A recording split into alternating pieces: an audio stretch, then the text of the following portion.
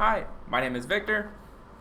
Here, just want to take you guys through Investing 101 and just kind of show you guys a rough overview of how the investment space looks like. Here, I have certain assumptions kind of going into this, just that you know what stocks are.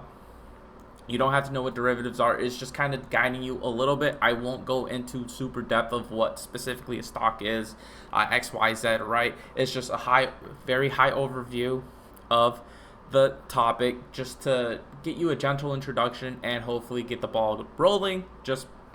The specific target audience here is someone who has consistently heard about investing but hasn't really dipped their toes in it just because of all the uncertainty kind of going on with it and all these people over exaggerating how much they gain and this quick money grab scheme thing that has been appearing in the most recent years.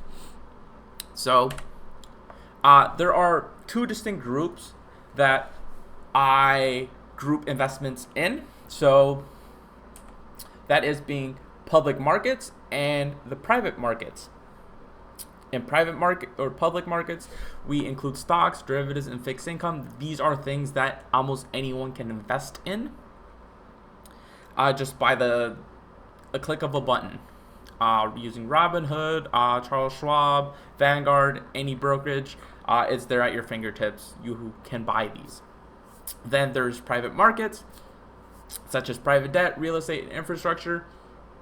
The one way that I think about private markets is more you having to go out of your way to find said deal.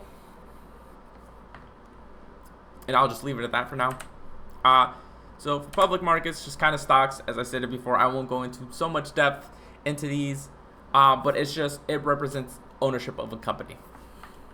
For derivatives, one thing that I do want to warn you guys about is, please, if you're just starting out, do not go into derivatives. They are potentially the highest risk investment that you can get into, other than penny stocks and stuff like that. But with derivatives, it's very easy to blow up your account, and very easy to watch $500 go to waste, or $5,000. Like, it doesn't matter. It can literally go to zero.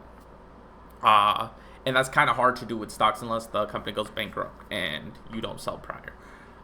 But with derivatives, they can be safe if you do covered calls. I do understand that, but for the new oncoming investors, just tend to stay away from it after you have, like, let's say 7 years and you actually read every single book possible. Not every single book possible, but once you become knowledgeable enough, then get into derivatives. Just do yourself a favor and don't screw yourself over, please. It's where kind of the degenerates of investing kind of live. It's like derivatives are a blend of, like, it's gambling for most people. The people who get into day trading typically like derivatives, future contracts, stuff like that. So I won't try to get into it and explain it a whole lot because I want to discourage you away from it. And then there's fixed income. It's just fixed income in particular is you paying money to gain a fixed income, right? So you might put $5,000, that lump sum, and to get a payment of $20 a month, and then you get your $5K back. So in a way, it's you lending out your money to get interest payments plus your capital back at the end. It's just lending, basically. So you can think of mortgages, a bank, that's a form of fixed income. Some banks sell out your mortgage to another company to as a form of fixed income, right? It's kind of just works that way. Then private markets, just quickly, private debt in particular, it's just debt held by or extended to privately held companies. So one thing that I want to preface is private markets they're pretty cool in a way. Though one thing that always comes to mind when it comes to private debt is they typically start performing really well or start getting increased traffic when times are rough, because majority of the time lenders or banks are lenders. They're public lenders, so anyone in the public who has a decent credit score or has a credit score, is a living person, can get a public loan from a bank and that rate might be okay-ish. So say for example, in a company or for a company, they might get like a 6%. When they ask for a loan, they might get like a 6%. Obviously, this is all make believe. This isn't a standard or a benchmark. I'm just making it up as I go to a certain degree, to just kind of give you a rough idea of what I'm trying to say. So when a company goes to a bank, they might just give them a 6% loan for like 200 million, but a private lender might just give them a 9% interest rate on that 200 million. And they typically, private debt lenders tend to get a lot more foot traffic when it's times of recession, just because banks really like to sit on a lot of capital when a recession is near. And then it becomes harder for the average lender to, or average person to get a loan. And that same goes for companies. So they turn to private debt lenders to give them the loan for those ridiculous interest rates. Anyways, the way I like thinking about it as well is, if you loan a friend or a family member, if you just loan them 5K, something like that. If you just loan them money, it's not accessible to everyone, but just a very select few. And you typically would only lend it to a friend or something like that that you know, that you genuinely trust, that will pay you back. You might not necessarily charge them interest in that case, but in general cases for private debt, obviously they'll charge interest rate, and a pretty good one at that. Then there is real estate. Everyone knows about this one. I won't cover it that much. Everyone and their mothers know what real estate is. It's broken down into 4 groups: residential, commercial, industrial, and then vacant land.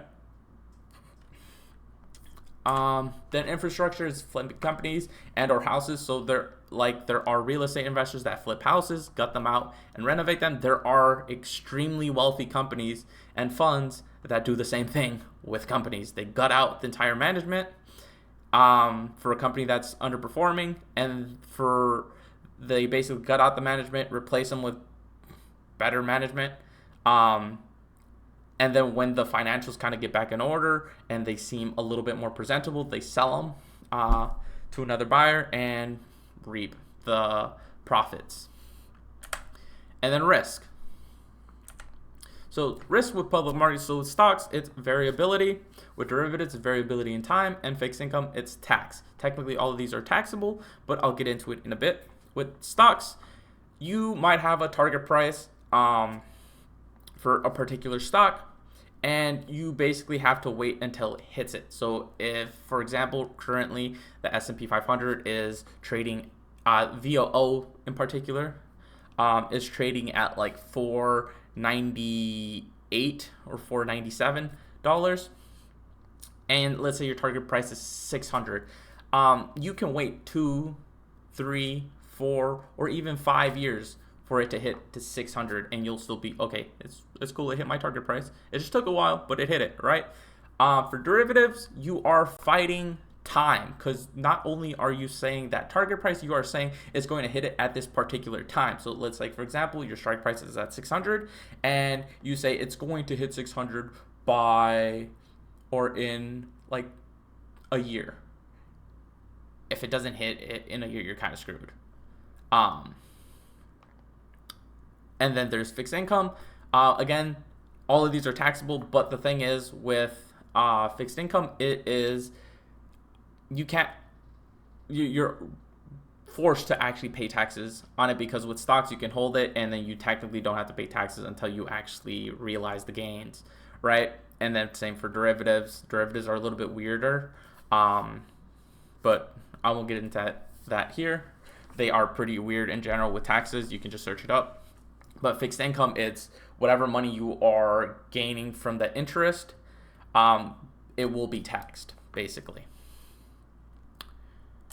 And then private markets, one thing also for fixed income, there also is the risk of you not getting your money back at all, depending on the grade of the bond. Say, for example, junk bonds, they are high risk, high reward, but also they're high risk because you might just straight up not get paid at all and lose all of your money. but I typically like going with the safer investments. And then for private markets, it's for looking at private debt, there's not enough information. You don't know the lender maybe. Hopefully you do know the lender a little bit more when you're lending them. But in general, this kind of goes with all of them. You have to go out of your way to get this information because this isn't public information per se. So because it's on the private side, you have to go out of your way to get this information. You have to specifically ask for all the statistics, everything about this person. And then for real estate as well, also not enough information. You also have to go out of your way to get the statistics and everything, how much the property cash flows, X, Y, Z. It's also not necessarily as liquid as public markets. You could also get sued, have bad tenants, and just location issues. It's not all roses and sunshine when it comes to real estate as everyone else makes it out to be. It is a full-time job. It is a full-time job when you do real estate. Don't let anyone else tell you different. If you want passive real estate, just do REITs or something like that. Infrastructure, non-liquid as well, and then underestimating costs and potentially no buyers. So with underestimating costs is you might do a gutting renovation and you think the estimate might be like 20K, but it ends up being 50K because you broke a main line by accident when you were going through, or your contractor just kind of messed it up a little bit. For whatever the reason, you might underestimate costs.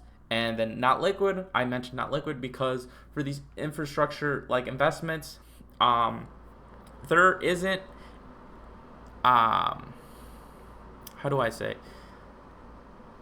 you might participate in it in a fund, or these projects typically tend to take a while. So let's say you're completely you're planning to gut out an entire house, right, to just make that profit, but that might take, like, the construction and everything might take you like 12 months. You can't pull your money out. You have to stay in it until you sell it, right? So in that sense, it's just not liquid enough.